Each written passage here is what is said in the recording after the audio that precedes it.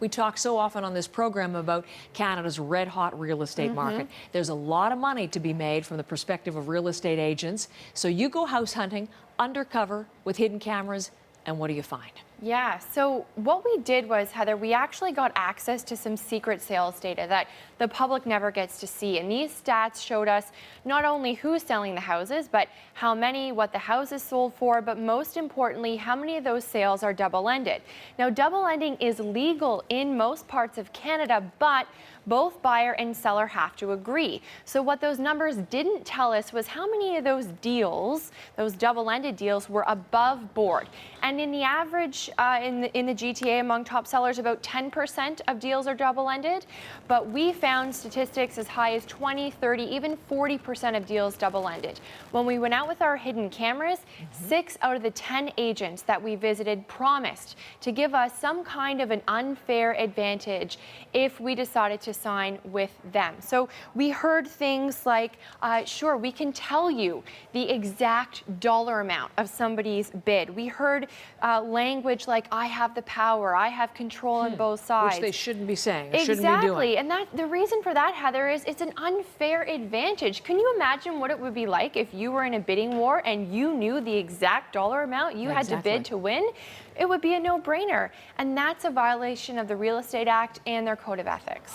So again, just on this whole practice, legal everywhere but Alberta, you've said in your report, if they disclose, if both parties agree, but it still is, although legal, not ethical. Well, and the real thing is, Heather, there's an inherent conflict of interest in this. A lawyer can't represent both sides. So you can see how there could be a conflict when you have the same agent who's representing the seller who wants to get the most amount of money for their house, and then they're representing the buyer who's trying to get a deal. And there's a huge incentive for agents to do this because they stand to earn double commission. Exactly. And on the average house in Canada, in these hot markets, double commission can be as high as $78,000. So we're talking tens of thousands of dollars potentially the agent is getting, which is why the Real Estate Council of Ontario, notably, because you're talking about Ontario first and foremost, if you go to the real estate section of the Globe today, they're writing about it because they're talking about a rigged deal is about to receive a whole lot of scrutiny as a result of your investigation. RECO, the Real Estate Council of Ontario, concerned about the revelations you're making today and about bringing the whole thing into disrepute. How did they respond to you? Well, we took that hidden camera footage to RECO and we showed it to them. And we played those 6 clips. And hands down, RECO was very shocked. They were saddened. I think it's fair to say they were disturbed by it. There was some strong language about how they are breaking the rules, that this should not be allowed to happen.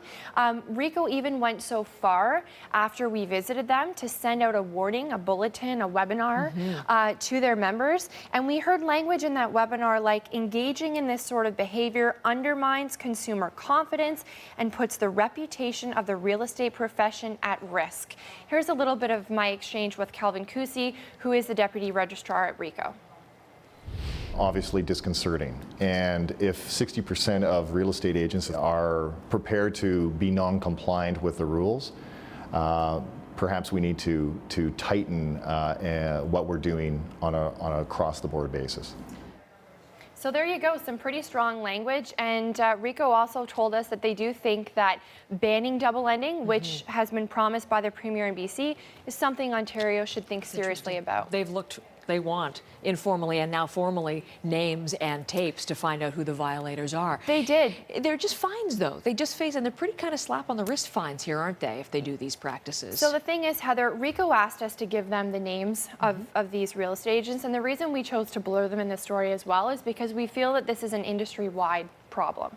So the agents that we spoke to told us that they feel like they didn't do anything wrong, that in some cases they were just passing on their professional expertise. RECO was pretty clear. These were violations of the Real Estate Code and the Code of Ethics. Usually fines range between $3,000 and $5,000. If there are cases of recidivism, so somebody's maybe done things they shouldn't have more than once, the maximum fine is $25,000. But think about what I told you. When you're getting double commission and you're looking at tens of thousands of dollars, That ain't a whole cost of heck doing of a lot. business, as we say. Yeah. Some people calling now for those fines to be doubled to give RICO a whole lot more teeth. Just before I let you go, you're going to see in Charlsie's investigation as well what other countries are doing, because there are some alternatives in terms of home sales, aren't there? There are. Part of the problem is, and if you've ever lost a home in a bidding war in this country, you know, these things happen behind closed doors. In a lot of cases, you don't even realize that double lending has happened because you can't see what's going on. It's happening in secret. So we went to the other side of the globe. We went all the way to Australia. In Australia, they sell homes by auction, and this was something to see. Their bidding wars happen right out in the street. You can literally see what the person next to you is willing to pay for that house. Now, it's a bit of a leap. We're certainly not suggesting that this is, you know, all of a sudden tomorrow we should start doing this here in Canada. But Australians, they say they wouldn't have it any other way. You can't believe it, obviously. It does happen in Canada in some cases, but obviously far more widespread, and in Ireland as well. So it's something to think about. 90% of houses, Heather, in the hottest markets in Australia, 90% sell by auction. The day we were there, more than 1,000 homes sold by auction. You could literally go street to street to street and watch an auction. Isn't that incredible? Unbelievable. The money to be made there in auctioneering. You better All right, believe it. Much more to come with Charlsie tonight. The investigation airing on CBC Marketplace.